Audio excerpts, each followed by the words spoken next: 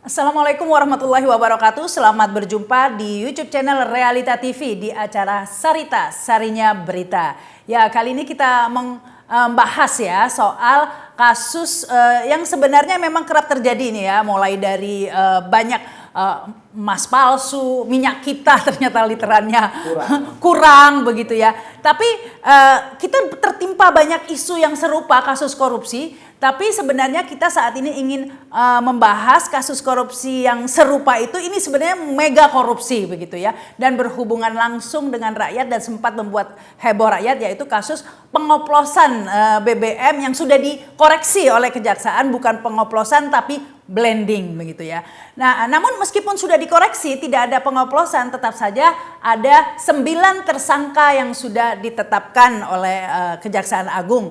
6 diantaranya adalah pejabat publik, 3 adalah pihak swasta. Nah, apakah penetapan tersangka ini sudah tepat begitu ya? Mengingat kasus pengoplosannya katanya sudah dibantah, bukan pengoplosan, blending ya. Publik ingin tahu apa sebenarnya yang terjadi. Kalau bukan pengoplosan tapi blending, mengapa ini 9 tersangka ditetapkan? Benarkah penetapan 9 tersangka ini, ataukah hanya ingin menutupi permainan yang lebih besar lagi sebenarnya? Dan apakah masih ada modus-modus korupsi lain yang lebih besar di samping blending atau pengoplosan minyak ini? Nah, ini yang kemudian dicurigai ya oleh banyak pengamat, yang salah satunya ini salah dua ini ya sudah hadir ya di studio Realita TV. Ada Mas Sugeng Teguh Santoso dari IPW Indonesia Police Watch. Assalamualaikum. Waalaikumsalam Mbak Rahma, ketemu lagi. Kemudian ada Bang Iskandar Sitorus Indonesian Audit Watch. Halo, apa kabar Bang? Aku gak sehat Mbak. Jerohannya negara dia tahu nih. Oh, namanya aja Indonesian Audit Watch. Ya, diharapkan nanti banyak bocoran begitu. Ya? Bocornya halus. Tapi begini nih, saya ke Mas Sugeng dulu deh.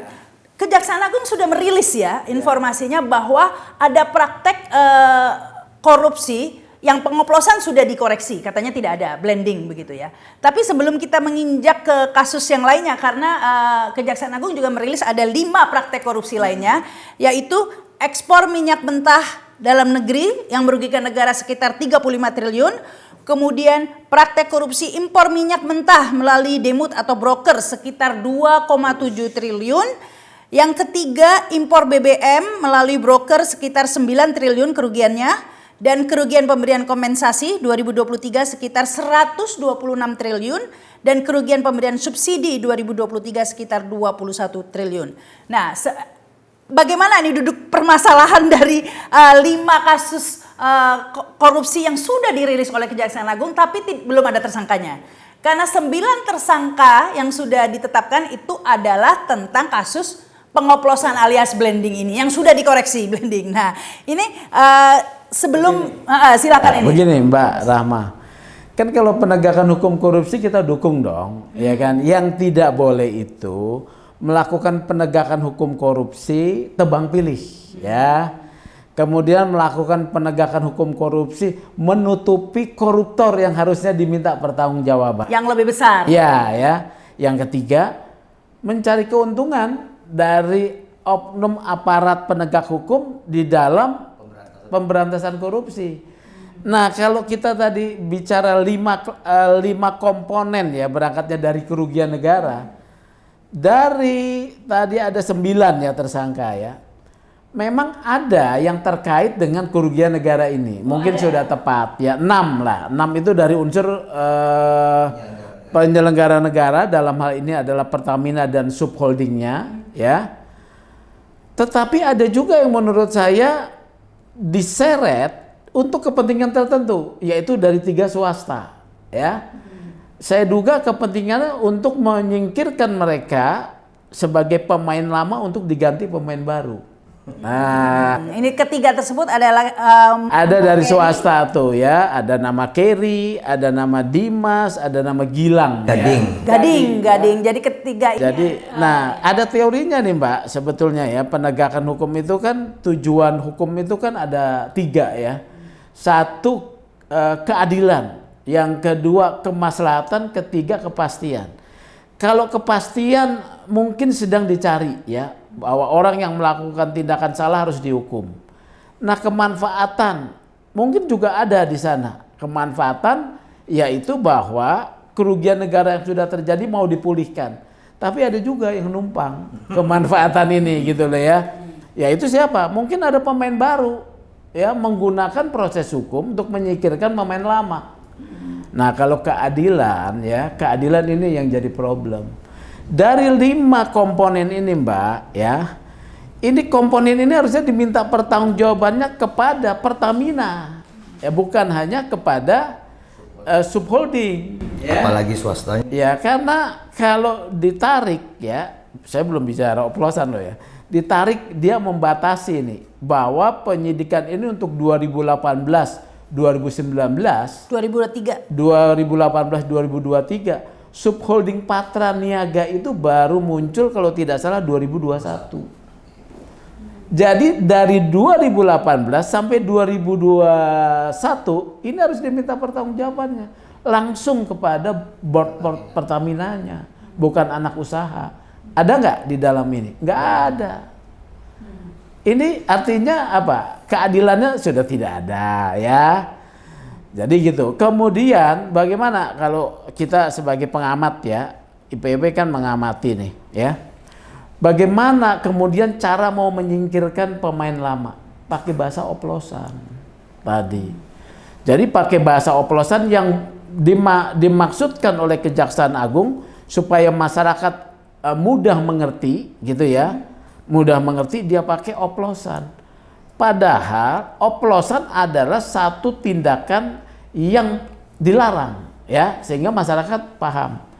Tapi Kejaksaan Agung ini enggak memperkirakan ternyata menjadi satu blunder, yaitu bahwa masyarakat menjadi tidak percaya pada produk Pertamina. SPBU ditinggalkan ya sementara kemarin tuh. Kemudian juga yang perusahaan asing dibeli ya. Tetapi ketika itu terjadi ya, mungkin kejaksaan sadar nih. Kalau tuduhan oplosan seperti polisi bilang nih ya, bahwa minyak kita dari 1 liter hanya menjadi 800 ml, dia punya buktinya, dia tunjukin. Kejaksaannya ada nggak buktinya? Kemudian baru dia ngomong, oh bukan oplos, namanya blending. Oh blending ada aturannya. Blending itu adalah satu praktek lazim di dalam bisnis migas. Diatur berdasarkan ketentuan Kementerian SDM. Ya, udah ngaco nih ya. Tetapi hoax ini, karena hoax yang bikin itu adalah pemerintah, nggak ada pertanggungjawabannya, Nggak dilapor polisi. Nah, Tapi tunggu, pertanyaannya kan tadi ada 3 swasta yang ditahan ini, tuduhannya pengoplosan. pengoplosan. Pertanyaannya bener ngoplos nggak mereka? Jadi begini, yang saya kan juga menghimpun data ya. Tentu kemudian saya mendapatkan data dari pihak yang sekarang ditahan nih. Ya, saya mencari sumber lah, saya dapat data. Mereka itu ada kontrak ya. Kontraknya bahkan sebetulnya bukan di tahun 2023, dari tahun 2014 ya. Dulu namanya Intanking ya, Indonesia, PT Intanking Indonesia. Kemudian mereka akuisisi di 2018, diakuisisi ya. Jadi itu berlanjut tuh ya, diakuisisi. Nah, situ ada kontrak penerimaan, penyimpanan dan penyerahan BBM ya. Jadi mereka punya storage besar di Merak. Nama PT-nya adalah OTM ya, Orbit Terminal Merak. Nah, di dalam perjanjian itu, dalam perjanjian yang mereka buat dengan dulunya dengan Pertamina, kemudian dirubah menjadi entitasnya subholding, itu ada perjanjian selain penyimpanan itu melakukan blending atas permintaan Pertamina. Jadi mereka melakukan blending itu sebagai praktek pencampuran ya bahan bakar dengan satu zat adiktif tertentu untuk mencapai RON yang diharapkan. Itu sah. Nah, sekarang dibilang oplos ganti blending legal. Tunggu, atas dasar apa ini Kejaksaan Agung menetapkan 3 swasta tersebut sebagai tersangka ya? Jika tadi dikatakan tidak ada bukti 1 Tidak ada liter pun bukti. ya bahwa memang RON-nya diturunkan, karena kan Kalau sampai menurut 2023 kalau nggak ada menurut bukti. saya ini Atas dasar apa? nggak ada dasarnya ya. Kalau menurut saya ini adalah ngawur-ngawuran ya. Kalau menurut saya gitu. Atau berdasar kontrak tadi yang Kontrak. Tapi di Ada kontrak bunyinya blending. bukan oplos. Bukan oplos. Dan kontrak itu dari 2014 loh. Kalau kita mau menegakkan hukum berarti blending ya. Ya katakanlah sejak 2014 harus diperiksa ya. Nah, ini kenapa kok hanya dibatasi waktunya 2018? Nah, itu tebang pilih. Oh, karena ada seorang dong ini. Iya. 2014 ada pihak lain. Iya, di 2018 pun sebetulnya harusnya kan tadi Pertamina sampai 2021. Harusnya kan 2021 kan baru kemudian Patraniaga muncul. Bukan Pertamina lagi, tapi kan sudah dilakukan peristiwa pencampuran itu pun sudah sebelumnya ya. Jadi begitu. Jadi dari 2014 sampai 2018 2014 itu kontraknya itu penerimaan penyimpanan ya. Saya luruskan dulu ya. Penerimaan, penyimpanan dan penyerahan bahan bakar ya. Kemudian di 2018 itu ya ada kemudian proses blending ya, ada addendum. Ada addendum blending. Nah, blending itu disepakati ya. Jadi bukan oplos. Yang kedua, pembuktiannya ketika ngomong oplos ya, ngomong oplos nih ya, kan dia harus buktikan bahwa yang dikatakan kualitasnya membuat rendah, membuat kendaraan jadi rusak, dia harus buktikan di kejaksaan nih. Seliter juga nggak ada. Nggak ada barang. Ya mungkin ini oplos perbedaan banyak yang nggak Iya, ngerti kan oplos betul. blending jangan mudik sama pulang kampung gitu kan orang-orang bilang. Kalau oplos kan begini ya. Ini barang kualitas rendah ya dicampur dengan barang kualitas tinggi ya, dicampur dijual dengan harga kualitas tinggi ya. Kalau blending beda, pencampuran BBM dengan menambahkan zat adiktif untuk mencapai standar kualitas tertentu yang lebih baik. Wajib blending. Wajib blending. Jadi sebenarnya ini belum ada bukti bahwa kualitasnya itu menurun. Tidak ada bukti. Tidak ada bukti 1 liter BBM dari tahun 2023. 2018 sampai 2023 dia ucapkan di 2025. Nah itu pertanyaan saya. Kan sudah lewat begitu ya. Iya. 1 liter pun udah nggak tersisa 2023. Iya. Kenapa Dikoreksi kan sekarang. 5 tahun itu kok nggak diungkap? Kalau Kenapa? menurut saya, Kejaksaan Agung bukan hanya meralat omongannya. Dia harus bertanggung jawab dulu, mengakui salah. Baru mengerjakan yang Baru kemudian dia ralat. Iya, kenapa baru diungkap sekarang itu pertanyaannya? Kan kejadiannya ini lama, bukan setahun, 2 tahun, 5 Itu udah tahun. saya bilang tebang pilih. Oh, oke. Ya. Kemudian ada mungkin di sana ada yang harus memang dikenakan satu proses hukum untuk supaya ada juga yang kan ini berlanjut nih soal blending dan juga penjualan minyak ini berlanjut. Pasti kebutuhan itu tetap ada kan, tidak terhenti. Harus ada pemain baru yang mengisi. Tunggu, ini kalau timelinenya ya, 2018 sampai 2023 nggak diapa-apain, Tiba-tiba 2025 diramein. Jangan-jangan ini gara-gara ada 2024 ganti presiden. Iya. Jangan-jangan. Bisa jadi. Ada yang minta Tapi lahan kan parkir gitu kan. Pak Prabowo bilang pemberantasan korupsi. Jadi itu pakai judulnya itu. Ya itu loh judulnya, ada judulnya lah. Ini sekarang akan ditambahkan ini Pak Iskandar, gimana namanya? Jadi gini, terima kasih Mbak. Kita sepakat dengan Pak Sugeng, malah lebih luas. Jadi begini Mbak, kita analitatif terhadap penamaan kasus ini. Ini lucu. Ini menurut asesmen kami keliru. Ini tindak pidana korupsi tata kelola minyak mentah dan produk kilang pada PT Pertamina Persero, subholding dan kontraktor-kontrak kerjasama. Ini salah Mbak. Ini lompat. Harusnya produk kilang pada Pertamina berdasar kontraktor kerjasama baru masuk subholding. Itu yang benar. Begitu judul perkaranya atau penamaan ini keliru, maka keliru. Yang nomor 5 berikutnya Mbak, ini lucu ya. Ekspor minyak mentah dalam negeri, ini keliru. Harusnya disebut mengekspor minyak bagian pemerintah CQ Pertamina ke luar negeri. Itu harusnya. Baru Nah, itu saya mau tanya. impor minyak mentah, itu benar. Lalu impor BBM, itu benar kalimatnya. Yang lucu nomor 4 dan 5. Kerugian pemberian kompensasi ini apa sih? Itu Apa kan itu pertanyaan kebijakan saya? pemerintah. Bukan Bang. Ini cost recovery atau subsidi. Subsidi. Karena nomor 5 disebut lagi. Subsidi. Kerugian pemberian subsidi. Ini nggak jelas. Oh, kompensasi sama subsidi beda kan? Apa? Enggak Mbak, ini tidak ada kompensasi. Yang ada adalah biaya cost recovery. Yang harusnya dikembalikan Bukan melalui- kompensasi ke rakyat, nggak ada BLT itu nggak ada. Subsidi. Oh, itu dua lahan berbeda. Ini kan dalam produk minyak mentah, Mbak. Oh. Kalau disebut subsidi, maka tidak ada kasus oplos, tidak ada namanya kasus blending. Yang ada adalah kasus markup.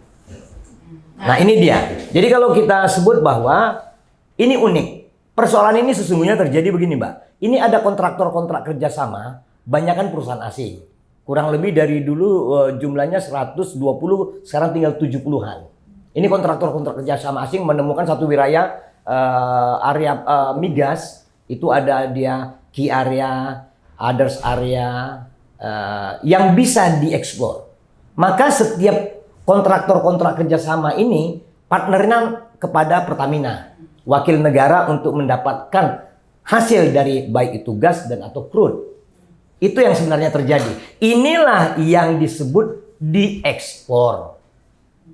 Bukan diekspor dalam negeri. Ini kan kalimatnya unik nih. Bentar, Minyak mentah dalam negeri. Sebelum lebih jauh dari situ kita ini dulu ya, kita bedah satu-satu nih ya. Pertama kasus oplosan blending udah dibantah. Dibantah. Berarti tidak ada dong. Dibantah artinya tidak terjadi dong. Tidak terjadi. Harusnya bukan hanya minta maaf, dia harus meralat walaupun itu omongan. Kalau kita lihat judul malah lucu lagi. Judul perkaranya udah lucu yang ditetapkan itu. Jadi sudah tidak ada kasus blending ini tidak dipermasalahkan. Berarti tidak bermasalah dong ya. Betul. Mestinya Jadi dia tiga swasta Harusnya tadi. dilepas. lepas dulu dong. Lepas dulu. Karena dia terkait kasus blending katanya. 9-9-nya lepas dulu. Kalau memang Anda mau memperbaharui, panggil lagi. Oke. Sudah tadi itu sudah aneh ya, karena kan kasusnya udah diralat begitu ya, nggak jadi lah istilahnya, sorry nggak jadi gitu kan ya. Tapi orang masih ditahan. Ya orangnya masih ditahan dan dengan kasus yang nggak jadi tadi, ya gitu kan ya. Nah tapi bersamaan itu Kejaksaan Agung juga merilis 5 kasus korupsi dugaan modusnya tadi itu kerugian. ya. Satu-satu kita bedah ini Pak Iskandar. Ekspor minyak mentah dalam negeri sekitar 35 triliun kerugiannya. Ini saya sebagai orang awam juga nggak ngerti. Kita ini kan importir minyak. Ya, kok kita ekspor? Kalimat yang tepatnya adalah Ekspor. bagi hasil kontraktor-kontrak kerjasama pada PT Pertamina diekspor. Itu kalimat. Bagian pemerintah. Iya. Oke, ini agak nggak mudah. Kita jelaskan dulu. Ya, kita jelaskan dulu ke publik ya. Jadi gini mungkin ya, koreksi saya jika salah. Jadi Pertamina kerjasama dengan Katakanlah Exxon lah. K3S Exxon ya. Atau Caltech lah Caltech, misalnya. Exxon itu ada sekitar 78 perusahaan K3S. yang mayoritas asing. Iya, mayoritas Ya, asing. sudah kerjasama untuk eksplorasi di Indonesia. Iya. Yang katanya berapa barel itu Iya. ya itu kan. Hanya tinggal 800.000 barel. 800.000 barel tadi itu. Nah, itu dieksplorasi, kemudian bekerja sama ini di blending. Enggak, dapat hasil dulu. Oh, dapat hasil. Oh ya, dapat hasil berupa crude. Crude. Minyak Iya. mentah. Iya. Ya. Nah, crude ini harusnya di blending Bagian dari Pertamina di blending dirinya sendiri harusnya. oleh Pertamina, Iya. kemudian bisa digunakan di dalam negeri. Iya. Yang terjadi Ini justru Pertamina menolak untuk menerima tapi terima cash. Itulah diekspor oleh perusahaan kontraktor. Yang terjadi Pertamina tidak menerima minyak mentah itu, crude itu diberikan kepada K3S tadi itu 78 perusahaan tadi itu untuk diekspor. Iya. Diekspor. Dijual Dijual. oleh Pertamina. Melalui SKK regulasi migas segala macam, BPH migas gitu ya. BPH Migas dijual. Alasannya kenapa Pertamina tidak mau menerima? Nah, kalau di dalam konsep rilisnya Kejaksaan Agung, ini ada modus yang dibentuk oleh menurut Kejaksaan Agung kepada Pertamina ya. Pertamina atau subholding, yaitu bahwa subholding ini mengkondisikan dalam rapat optimalisasi hilir ya yang dijadikan dasar untuk menurunkan readiness, yaitu menurunkan produksi kilang. Jadi seakan-akan kita nggak mampu memproduksi misalnya 1 juta barel, padahal minyak mentahnya ada 10 juta barel nih, nggak mampu. Jadi kita hanya mampunya terima sedikit, ya itu satu, ya. Kedua juga di alasan bahwa ini barang kualitasnya rendah, kita butuh kualitas tinggi. Kata mereka. Nah ini 2 alasan. Padahal minyak kita lebih baik daripada yang mereka impor itu. Iyalah. Itu dia. Jadi yang berikutnya, kalau memang pernyataan Kejaksaan Agung sedemikian, Kejaksaan Agung masih keliru.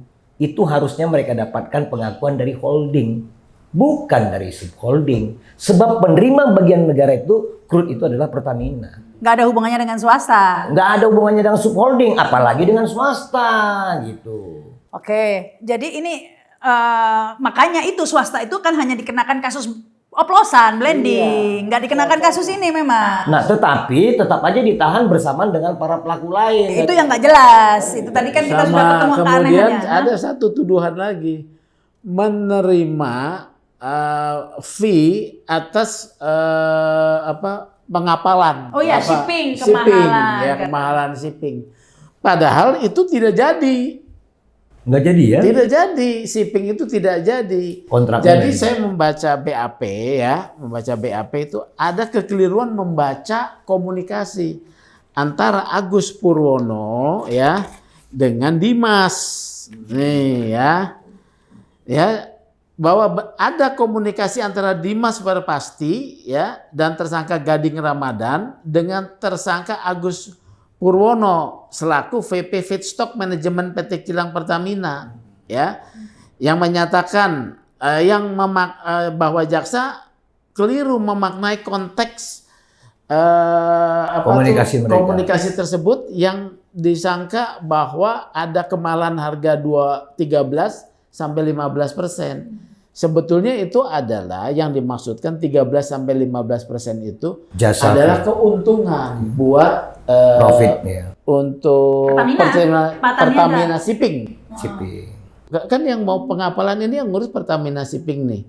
Jadi lu dapat nih 13 sampai 15% kalau gua pakai tankernya yang perusahaan pihak ketiga. Gua minta 2% aja. Which is itu normal. Iya, normal ya. Si Dimas kita minta 2% aja lah. Ternyata itu juga tidak terjadi peristiwa itu, tapi dipersalahkan. Kenapa tidak jadi batal? Batal, nggak jelas. Nggak jelas pakai shipping itu iya, nggak jadi. pakai shipping yang mana tidak jadi. Jadi 2 kasus yang disangkakan udah satu di oplos sudah dikoreksi sendiri kalau Jackson dan shipping ini sebenarnya tidak terjadi. Nah kalau tidak terjadi kenapa dikenakan? Nah ini orang yang sebetulnya sudah berbuat kemudian malu mundur. Kalau menurut atau memang udah diincar kali ya tadi itu. Ya tadi saya bilang tadi memang udah target pemain, gitu ya. Pemain lama mungkin harus disingkirkan ya. Ya. Nah siapa pemain barunya? Nah kita nggak tahu. Tulis di komen. Jadi Mbak sebenarnya kalau kita perhatikan ini dimulai pada saat Presiden Joko Widodo membubarkan Petral. 2000 berapa tuh? 2015 Maret. Nah itu dia kan. Makanya kami heran kenapa mata judul dari kejahatan ini unik, tata kelolanya malah dibatasi 2018-2023. Kalau mau jujur, pasca Petral, kan Petral ini adalah spesialis pengimpor minyak ke Indonesia yang berbasis di Singapura. Begitu dibubarkan sampai 2021 yang memasukkan minyak itu Pertamina langsung, Mbak, holding. 2015 sampai 2021 holding. Tetapi mereka resah. Mereka resah, ketakutan. Maka lahirlah modus mereka namanya subholding 2021. Kalau bisa sejak tahun 2015 sampai 2021 Pertamina impor dan produk sendiri, kenapa harus dia bikin subholding sampai 3? Ini kan sebenarnya attitude buruknya ada di Pertamina. Uniknya, induknya ya. Ya, uniknya yang sekarang diperiksa Kejaksaan Agung justru subholding beserta swasta sejak tahun 2021 sampai 2023. Hanya 2 tahun. Jadi yang ditetapkan tersangka itu dari Patra Niaga ya, itu subholding apa anak perusahaan ya, anak perusahaan dari Pertamina Shipping, anak perusahaan juga Pertamina Kilang. Tapi dari Pertaminanya tidak ada. Pelaku yang paling jahatnya malah nggak ditangkap. Nggak masuk. Pemain besarnya. Yang paling jahat, Mbak, karena dia 2015 sampai 2021. Ini kan tempusnya panjang, volumenya besar. Orangnya adalah Pertamina. Kalau gitu bisa lebih dari suatu kuadriliun itu kalau dari 2015 hitungnya. Nah, kalau hitungan Mbak ya, kami ragu dengan hitungan 1.000 triliun. Kami ragu dengan itu. Jadi berapa yang punya mendekati? Kalau kasus ini adalah kasus markup, paling tinggi estimasi 30% dari anggaran yang digelontorkan negara. Paling tinggi. Paling tinggi. Berapa itu jadinya? Kita hitung berapa ribu triliun belanja minyak kita dalam 15 tahun itu. Nggak susah. Ini ragu kita jumlahnya. Karena apa? Ini presidennya ya. Ini 193 triliun, 7. Kalau dikali 5 aja udah 1.000 triliun kata Jaksa Agung. Jaksa Agung itu kan bukan auditor. Emang dia pintar ngitung? Emang ada sertifikat? Pinter lah dia ngitung. Oh, hitung uang mungkin 1 sampai 5. Ini tidak semudah itu, Mbak.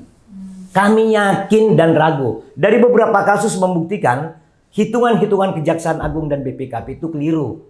Kasus Timah katanya 8 triliun, faktanya 2 triliun. Hanya 2 triliun, Mbak, putusan pengadilan. Terus kasus Timah BTS 8 triliun. Kasus Timah katanya 300 triliun. Kemarin hanya berapa puluh triliun. Makanya dihukum 6 tahun Harvey Muiz. Jadi kalau kami hitung, kami ragu. Setelah kami assessment, kami ragu. Apalagi yang disebut Pak Sugeng tadi, dari oplos berpindah menjadi blending. Kemudian nama perkaranya sendiri, tuduhan itu unik. Unik nih, Mbak. Kalau yang tepat tuh habis Pertamina, K3S. Baru masuk ke subholding. Kalau ini lompat katak. Bukan lompatan kuantum. Karena memang seharusnya Pertamina berhubungan dengan JO dengan KS. Tadi itu Caltex dengan perusahaan asing bekerja sama baru dikasihkan ke subholding. Tapi ini Caltex dan ininya nggak ada yang kena. Kok belum diperiksa? Loh. K3S-nya nggak ada yang kena. Iya, nggak ada. Enggak disentuh. Kalau mau bicara tata kelola kan termasuk Mereka dong dari mulai awal. Ini judulnya ada kok. Iya, tata kelola. Pertamina namanya subholding dan kontrak kerjasama K3S tahun 2018 hingga 2020. Nah, kenapa yang diperiksanya 2021 ke 2023? Dan nggak diperiksa juga K3S, nggak ada tersangka. Makanya, berarti ini kan tata kelola spesial di ujung. Bukan dari awal kan? Ini tebang pilihnya ini ya. Oke, silakan. Tapi gini, sebelum lanjut lagi, saya ingin tanya lagi memperdalam tadi. Jadi kita itu punya hasil bumi minyak mentah crude ya yang harusnya kita olah tapi kemudian diekspor. Ini harganya mungkin bagus, mahal harganya. Sangat terbaik ketimbang yang mereka impor saat ini. Oke, tapi yang berarti kualitasnya kurang dong yang diimpor. Masih bagus yang kita ekspor. Yang kita ekspor tuh lebih bagus harga tinggi. Harga tinggi. Sudah tentu. Kalau kualitasnya turun harganya murah dong harusnya. Harusnya murah tapi kan di up. Oh, ini markupnya ya. Itu Ya harusnya kan untung ya. Kita jual barang bagus, beli barang jelek, harusnya untung dong. Kalau pencatatannya benar. Tapi Pertamina rugi mulu ya. Nah, Pertamina rugi mulu. Nah, yang uniknya kenapa ini kasus disebut oplos? Kenapa ini disebut kasus blending? Yang benar kasus ini markup. Markup tadi itu ya. Coba kita lihat di penghujung. Ini pasti akan namanya markup. Semua penanganan ini akan merujuk pada markup. Maka kalau seperti ini kasusnya, merujuk seperti yang disebut oleh Bang Sugeng tadi, ini postur kasusnya cacat. Kepalanya hilang, lehernya nggak ada, tangannya nggak kelihatan. Yang ada hanya pinggang ke bawah. Ini yang terjadi nih. Terus buntut. Nah, jangan salah nanti kalau majelis hakim bisa-bisa membebaskan atau separah-parahnya meringankan hukuman. Jauh dari ekspektasi. Tapi kepalanya itu siapa? Tidak salah nggak boleh dihukum dong. Kan saya bilang tadi membebaskan. Yang kepalanya itu siapa berarti? Yang jadi kepalanya? Pertamina dan unsur-unsur yang terkait dengan entitas itu, termasuk Kementerian BUMN sebagai penata kelola. Nah itu, Kementerian BUMN kan sempat didesak. Nah, akhirnya ketemu juga. Ya katanya apa? Kok tiba-tiba hilang gitu? Gimana ini ceritanya? Kan katanya sempat ramai tuh terkait, bahkan sampai ada, saya nggak tahu benar atau tidak ya, ada uang koordinasi 200 miliar per bulan. Pokoknya bagannya ramai dibahas di media sosial. Suddenly gone. Tiba-tiba ini Kejaksaan Agung jadi pencuci bersih namanya Erik. Karena mengklarifikasi langsung ya, gimana? Bukan klarifikasi. Setelah ada isu tentang pertemuan dengan Erik ya. Bukan isu, udah dikonfirmasi. Nggak diakui juga. Pertemuan malam hari katanya di Kejaksaan Agung. Walau sesungguhnya itu pertemuan sampai subuh, Mbak. Di mana tuh? Diduga di rumah pejabat itu. Di rumah Kejaksaan Agung, Kejaksaan Agung. Nanti kan bisa dilihat nomor HP-nya Erick Thohir, Boy Thohir yang disebut-sebut itu dengan pejabat itu kan bisa dilihat pada jam tertentu, hari tertentu dengan durasi berapa lama di titik mana nomor itu berada. Ya, kalau nggak dibawa HP-nya. Nggak mungkin separah itu juga, Mbak. Kami yakin intelijen polisi, intelijen KPK, intelijen di BIN dan tentara udah paham itu. Kami yakin. Nggak mudah juga sekarang berbohong. Tapi yang ketemu di kantor kejaksaan sampai jam 11 malam sudah diakui. Sudah diakui. Itu pun salah sebenarnya. Iya, malah dideklir oleh Erick Thohir sendiri kan. Nah, tapi itu kan salah. Salah dari sisi etika penegakan hukum tidak boleh ya. Apalagi kalau sampai subuh ya, sahur bareng. Dia sedang menangani kasus di bawah kepemimpinan Erick Thohir. Ketemulah dengan Erick Thohir, Menteri BUMN yang membawahi Pertamina sebagai BUMN. Yang sedang bermasalah. Ya, yang sedang bermasalah. Kalau sampai sini aja udah oke lah. Tapi dia menjadi pencuci bersihnya Erick Thohir. Jadi dia cuci, bukan di blending ya, di washing ya. Jadi ini sebenarnya ada perkara washing nih kan. Karena kejaksaan juga mengingat bahwa Erick Thohir tidak tersangkut begitu Iya, ya. Padahal belum diperiksa, kok tahu udah tidak tersangkut. Sudah pagi-pagi bilang bahwa Erick Thohir tidak terkait dengan perkara ini. Waduh, berapa itu? Padahal kan peristiwanya kan udah panjang ya dia sebagai Nggak, minimal diperiksa dulu lah dan kemudian ditetapkan bahwa itu tidak terkait kan gitu kan ya mestinya ya. Nanti ada cerita dia sampai jam 11 malam itu diperiksa kali. Dan ada cerita baru. Bukan pertemuan. Ya. Bisa jadi, tapi di ruang periksa harusnya resmi dong, nggak malam-malam gitu. Terkadang kan kalau kondisi-kondisi sudah malam, Mbak, agak saru juga. Lah malam-malam juga di Taman Lawang antara perempuan sama laki-laki nyaru kan. Itu biasa itu. Jangan cerita pengalaman pribadi loh. Nah iya, ini jadi sahur bersama ternyata katanya. Bener, itu informasinya saya malah diunjukin fotonya kok. Oh ada fotonya bukan di kantor. Ush, ada ya foto. Makanya kita sebut tadi kondisinya seperti itu. Oh ada yang 3 orang pakai batik kok. Ada yang batik biru dongker, ada yang hitam. Kemudian yang menerima tuan rumah pakai kaos Calvin Klein. Wis, ngeri ya. Kan gitu. Jadi detail juga nih ya. Siapa aja ketemu di sana selain Kalau Erick? itu nggak usah kita sebut lagi kan udah di-clear tadi kan. Artinya begini dia, Mbak. Kalau memang mau jujur membenahi kasus. Iya. Mulailah sejak tahun 2015 sampai 2023. Itu di split 2. Pelakunya 2015 sampai 2021 adalah Pertamina Holding. 2021 sampai 2023 adalah subholding dan lain-lainnya. Baru kita enakan. Kalau dari ujung dulu baru ke depan, ke belakang, nggak bakalan. Tapi posisi 3 swasta yang tadi ya, Kasihan Orbit Terminal Merak Kasihan. ya, kemudian shipping sama yang namanya Dimas, Gilang ya, Gading ya sama Kerry, ini cuma jadi aksesoris ya.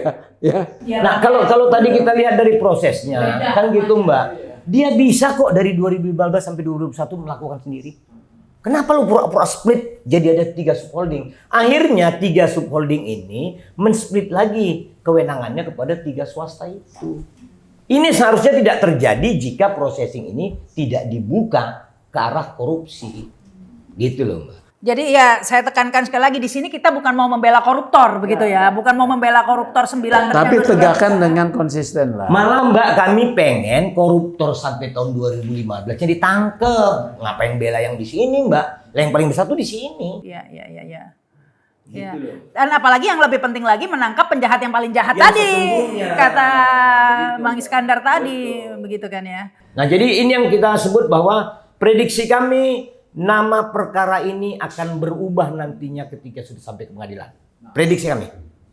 Ini buntutnya nama yang benar adalah penamanya adalah markup, kasus markup ini. Jadi nama perkaranya kurang lebih adalah tata kelola tendensi markup pada pengadaan crude. Iya, jadi enggak yang tepatnya markup dalam tata kelola minyak tanah, Iya, dalam benar. produksi, dalam markup dalam tata kelola minyak tanah. Benar. Sering kok kejadian ganti judul begitu tuh. Kasus ijazah palsu tuh Gus Nur sama Bambang Tri kan judulnya pertama ijazah palsu menyebar hoax. Ketika masuk pengadilan dia bukan menyebarkan hoax. Dia penistaan agama. Kalaupun mau ganti judul, ya diproses lah kayak Bahlil, kan ada sidang-sidang gitu kan. Kalau mau ganti gitu kan, lah ganti judul lah, tesis saja seperti itu rumitnya, apalagi ganti judul penetapan perkara, Mbak. Ini soal keadilan, Mbak. Putusannya malah penistaan agama bukan menyebar hoax gitu. Jadi nanti ini putusannya jangan-jangan markup gitu kan. Tapi kalau markup nggak masuk swasta ini nggak punya kapabilitas untuk markup Sudah anggaran. ada di sini sudah ada kalau rangkaian kerugiannya sudah ditampilkan, tapi aktornya tidak ditangkap. Gitu loh. Indikasi kerugiannya sudah ada sebagai markup, sebagai analisis tadi Bang Torus ya. Tapi aktornya nggak ditangkap. Malah yang ditangkap yang nggak terkait tadi tuh yang. Nah yang nomor 2 ini. Tadi kan sudah nomor 1 tuh ekspor minyak mentah dalam negeri. Tadi itu prakteknya kan yang sudah dijelaskan. Yang kedua impor minyak mentah melalui demut atau broker kerugian sekitar 2,7 triliun. Ini gimana ini? Kalau nomor 1 tidak dilakukan, maka cenderung minim impornya. Itu logika hukumnya. Oh, oke. Jadi tetap pelakunya adalah Pertamina. Oh, oke. Ini sebenarnya berlaku pada semua sumber daya alam. Saya ingat almarhum Faisal Basri kan suka ngomong ini. Yang nikel kita mentah di ekspor, kita impor yang lebih jelek gitu dan lebih mahal. Jadi kayaknya semua permainannya Karena seperti memang itu. ini praktek rente oleh para penyelenggara negara. Praktek mencari komisi keuntungan. Di sana ambil komisi, di sini ambil komisi. Nah, saat itu zaman dulu, zaman almarhum Faisal Basri kan belum rajin publik menguliti auditnya. Mbak, Bang Sugeng, ini nama perkaranya mengacu hanya pada audit BPK doang. Pembatasan tempusnya pun 2018-2023 audit BPK. Jadi kami mau menyebut sebenarnya kemampuan eksplor dari penyidik Kejaksaan Agung di luar tuh nggak ada. Oh, jadi ini langsung dapat dari informasi dari BPK saja, tapi tidak ada investigasi Kalau di sendiri. BPK ada laporan hasil analisisnya. Ada, LHP-nya ada. Ini semua. Tetapi narasi-narasi yang digunakan kurang lebih gini, Mbak. Ini yang kita catat ulang dari mereka ya. Nah ini dia. Dalam LHP BPK, temuan yang berpotensi sebagai penyimpangan seringkali dibungkus dengan istilah administratif seperti ketidakefektifan pengendalian internal. Padahal itu berarti ada kelalaian atau kesengajaan. Nah ini kawan-kawan penyidik Kejaksaan Agung terjebak pada narasi audit gitu loh. Bang Torus, kalau memang ada yang harus bertanggung jawab yaitu Pertamina, ya. Kemudian untuk memutuskan ekspor bagian dari pemerintah, kemudian membeli, itu kan board of director. Bukan hanya board, Pak. Itu pasti ada Menteri SDM dan Menteri BUMN. Nah, Itu pasti ada persetujuan dari mereka. pada tingkat eksekusi ya, ini kan boardnya dong, hasil rapat. Tapi dia minta persetujuan tuh. Ya, Karena itu milik negara, bukan milik Pertamina. Jadi ekspor ini nggak mungkin dong anak perusahaan yang mutusin. Nggak mungkin. Minimal Pertamina dan Menteri BUMN dan SDM. bagian milik negara, bukan bagian milik Pertamina, bukan. Ini bagian milik negara kok. Bagian milik Kalau negara. Kejaksaan Agung tidak memeriksa Pertamina, sama dengan Kejaksaan Agung mengamputasi negara. Itu artinya. Ini kayak orang sakit kepala tapi yang dioperasi perutnya. Bisa jadi. Diangkat ini. Jadi beda jempolnya, operasi jempolnya diobatin gitu. Jadi mereka ini sebenarnya kalau kita lihat adalah mereka mau mempertontonkan hal-hal yang wah isinya kosong. Ya sama aja dalam perkara Jarod Rikal ya. Ditemukan uang 920 miliar ya, dituduhkan kepada Jarod Rikal. Kemudian masyarakat mau dibodohi ya. Ini enggak disebutkan duit dari siapa. Siapa aja gitu kan. Siapa aja gitu loh. Itu kan udah ada yang mau disembunyikan. Sama nih modusnya nih. Gitu. Apa sangat kentara sekali. Seakan-akan masyarakat itu Nggak ngerti ya. bodoh atau dianggap bodoh atau dicuekin walaupun lu tahu bodoh amat gue punya kekuasaan. Tapi ini perlu jadi catatan Bang Sugeng. Waktu kasus Timah kita juga teriak. Itu posturnya juga cacat. Nggak masuk kok RBT itu. Tapi begitu di sidang menjadi lemah hukumannya. Batuk Pak Presiden Prabowo. Harusnya 50 tahun. Tadinya udah 6,5 tahun. Naik lagi jadi 20. Artinya silakan penyidik itu suka-suka lu gitu. Nuntut suka-suka lu. Nanti Presiden akan melihat. Rakyat akan melihat. Begitu dia. Tapi ini kan sudah dirilis oleh Kejaksaan Agung ya 5 modus korupsi ini, yaitu ekspor minyak mentah dalam negeri, tadi itu prakteknya, impor juga praktek korupsinya. Tapi Kejaksaan Agung menjelaskan nggak seperti yang dijelaskan tadi itu? Benar seperti itu nggak? Nggak ada. Cuma ditulis, dikasih tahu ada korupsi gini aja. Kerugian 35 triliun ini kerugian apa aja gitu? Jadi ada komponen kerugiannya tetapi tidak didalami. Siapa yang menyebabkan kerugian? Keputusan siapa yang menyebabkan kerugian? Enggak dijelaskan. Nah ini Bang, kita tambahkan sedikit mungkin. Ini kan ininya nih. Iya, itu rilis dari Rilisnya cuma terlalu sederhana. Ujung-ujungnya dikaitkan dengan subholding saja, dibatasi subholding dan juga 3 orang swasta. Nah tapi ini ekspor loh, ekspor masa urusan subholding? Nggak ada urusannya, urusan swasta nggak ada. Jadi begini dia Mbak, ini kalau kita mau merunut supaya kawan-kawan Kejaksaan Agung itu makin cerdas. Ini bocoran nih kawan-kawan penyidik untuk nangkep holding. Ini dari teman-teman auditor yang di sana. Memang rapat-rapat penentuan crude dan tata kelola itu tidak pernah dipimpin oleh Dirut. Tapi percayalah, perintah verbal dari Dirut selalu ada sebelum rapat. Itu untuk kawan-kawan Kejaksaan Agung. Memimpin jadi salah satu board direktur apa tuh? Abang bilang itu mimpin rapat. Haryo. Nah, kan dia mimpin rapat tuh. Sepertinya tanggung jawab di dia. Enggak, sebelum rapat Haryo udah dititipin verbal. Iya, Dirut. Siapa?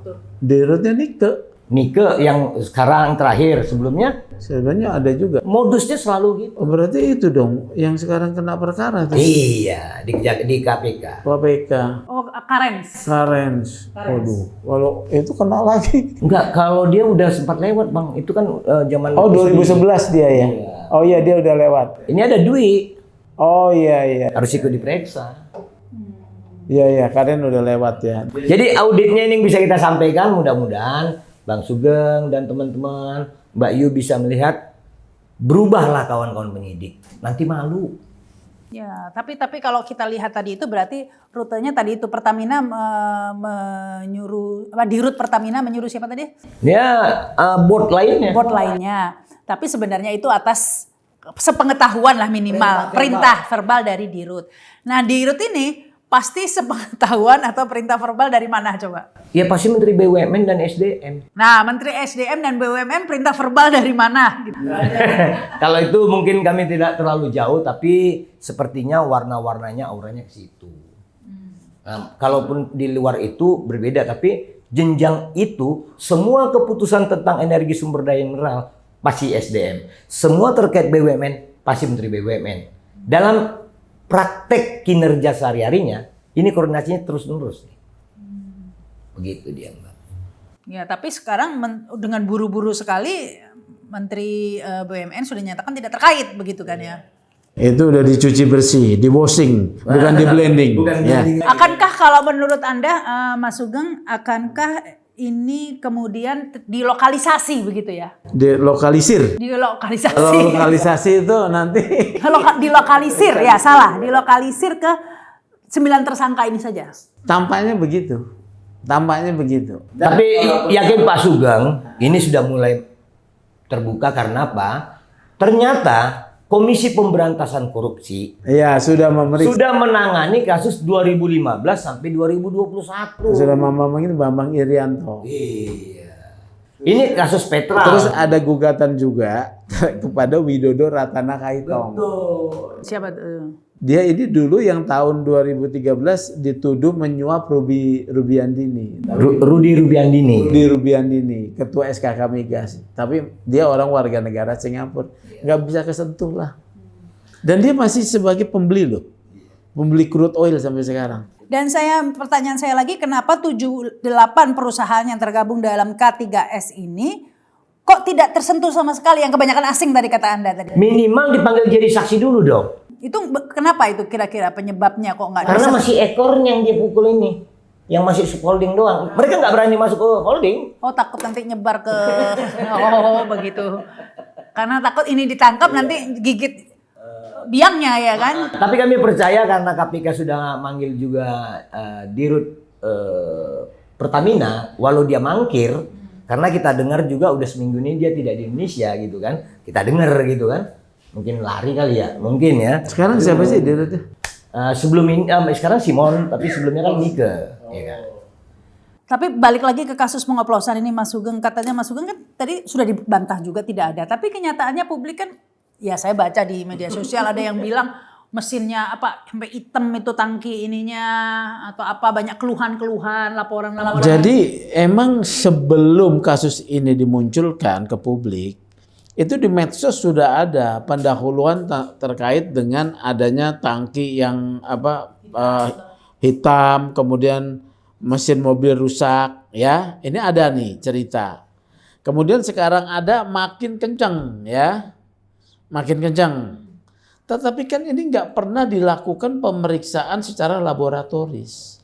Sebabnya kenapa? Apa karena memang oplos, ya? Dan siapa yang oplos? Karena di Medan kemarin oleh polisi, ya, bisa kemudian satu SPBU disegel, ya. Itu memang minyak oplosan. Ketika didalami, pelaku oplosannya adalah bukan Pertamina. Pihak lain. Ya bisa juga. Ya, pihak lain yang sudah diputus kontraknya dengan Pertamina. Memang mereka mengoplos. Dan ada juga itu Bang Sugeng, sumur-sumur yang ilegal di Sumatera Selatan itu ada kurang lebih 11.000 sumur. Itu menghasilkan minyak kalau di rata-rata 65.000 barel per hari seluruh Indonesia. Ini disedot, di blending mereka, lalu ini yang di... Mereka itu siapa? Ya orang-orang jahat itu di backing oleh aparat, baik hijau, coklat dan lain-lain. Itu namanya minyak cong. Kalau di tracing itu. Tapi bukan Pertamina minyak cong ini. Bukan. Itu usaha rakyat. Rakyat. Tetapi itu sebenarnya itu kesalahan dari SDM juga, tidak bisa mengontrolnya. Nah sekarang Kementerian SDM sudah memformulasi sumur-sumur ilegal itu akan dielaborasi menjadi sah. Karena memang lumayan, bisa 65.000 barel per hari. Hitungan kita. Cukup signifikan sebenarnya. Signifikan, hampir 10% dari lifting minyak Indonesia. Ini semua langsung menjawab dengan praktek tadi itu ya, kita impor dengan harga kualitas yang lebih jelek, tapi harganya bagus naik jadi nggak untung. Jadi menjelaskan kenapa produksi minyak kita nggak pernah nambah, turun terus. Ya memang harus gitu. Biar import ya. Jadi ini menjawab sebenarnya ini kalau mau jujur udah terjadi dari era presiden sebelum-sebelumnya. Ya. Jadi buat apa sekarang ini? Buat apa ya? Ini diangkat-angkat oleh kejaksaan. Kalau kita pikir ada baiknya juga gitu. Enggak, buat apa? Dari sisi kan ini peristiwa sudah sebelum-sebelumnya udah banyak terjadi. Kan tinggal copy paste aja penegakan hukumnya tapi yang benar gitu loh ya. Tapi kenapa baru sekarang mau diterapkan begitu ya? Banyak faktor diam itu, saja. Bang. Banyak faktor. Mungkin karena udah kelamaan. Ya udah, gantianlah kamu gitu ya. Mungkin udah kebanyakan kan gitu ya, mungkin gitu. Ya, oke, ini terakhir mungkin sebelum closing, Mas Sugeng dulu deh closing statement. Ya, saya sih berharap ya penegakan korupsi itu bukan penegakan untuk kepentingan tertentu, tapi memang untuk menegakkan hukum korupsinya supaya adil ya. Kemudian memang kalau orang yang tidak bersalah ya jangan disasar.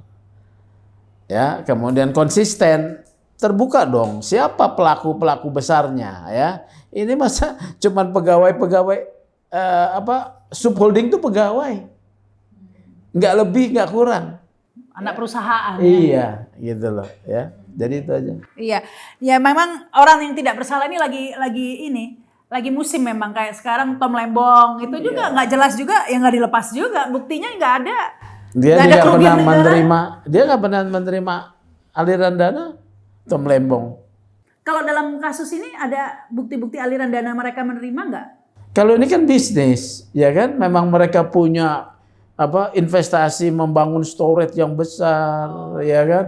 Mereka kemudian harus menyewakan itu kan mendapatkan kontrak sewa kalau saya lihat. Oke, ya tapi tidak di. Baik, silakan ini Bang. Kalau kita perhatikan, jangan malu Kejaksaan Agung mengaku kalau ada kekurangan. Supaya ke depan tidak ada persoalan. Yang takut kalau pihak-pihak yang sedang ditersangkakan sudah memahami postur kasusnya, lalu melakukan langkah-langkah eksaminasi. Ini menjadi memperburuk nantinya. Saran kami dari perspektif audit, proses yang di penghujung 2021-23 di hold aja dulu, keluarkan semua para tersangkanya, mulai dari 2015, biar fair. Ini penawaran kita. Nggak ada yang dilindungi. Iya, jadi kelihatan bahwa memang kontraktor kontrak kerjasama dan Pertamina ini adalah penerima crude itu dari hasil bumi kita. Kemudian yang memerintahkan ekspor kan Pertamina dari mulai 2015 sampai sekarang kan begitu.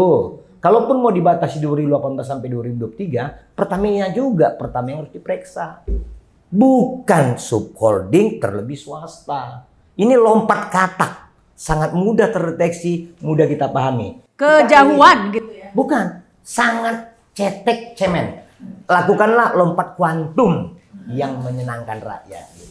Pemain besarnya ya. Selama ini rakyat mungkin ditipu dengan bahasa oplosan dan lain sebagainya sehingga emosinya gampanglah teralihkan dari kasus korupsi yang sebenarnya. Kasus korupsi sebenarnya ini pengalian isu ditimpa pengalian isu mulai dari pagar laut ada pengalian isu LPG, ada pengalian isu ini, pengalian isu sampai minyak kita Tapi sekarang. bagus Mbak, supaya semua terungkap.